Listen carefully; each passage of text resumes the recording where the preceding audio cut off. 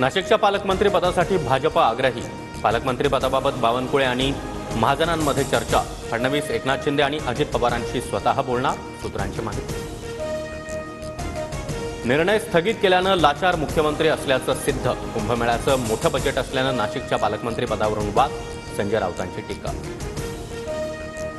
भरत गोगावले, महेंद्र दळवी, महेंद्र थोरवे आज उपमुख्यमंत्री शिंदेंना भेटणार। रायगडच्या पालकमंत्री पदावरून आमदारांची नाराजी।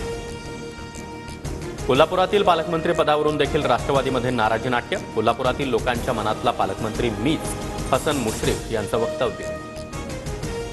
पहाटेच्या शपथविधीनंतर शरद पवारांकडे परत या असं दादांना सांगितलं होतं, तर दादा चुकले असतील तर त्यांना परत घ्या। महाविकास आघाडीमध्ये दादांना उपमुख्यमंत्री करा असं पवारांना सांगितलं, भुजबळांची माहिती।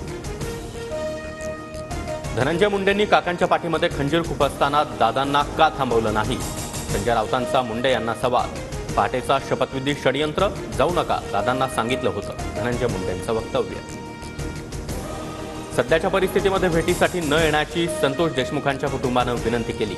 माझ्या जाण्यापूर्वी तिथं न्याय पोहोचला पाहिजे, पंकजा मुंडे यांची प्रतिक्रिया।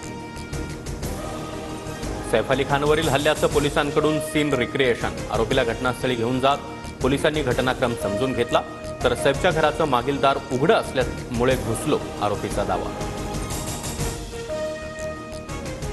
आगामी स्थानिक स्वराज्य संस्थांच्या निवडणुकांसाठी शिवसेना सज्ज। अमरावतीमध्ये आज मेळावा। अभिजित अडसूळ पदाधिकाऱ्यांना मार्गदर्शन करणार। ज्योतिबा डोंगरावरील प्रसादाच्या कुंद्यामध्ये ब्लेड, संबंधित दुकानदारावर कारवाई करण्याची मागणी। ज्योतिबा डोंगरावरील दुकानामध्ये भेसळयुक्त पेढे असल्याचा आरोप।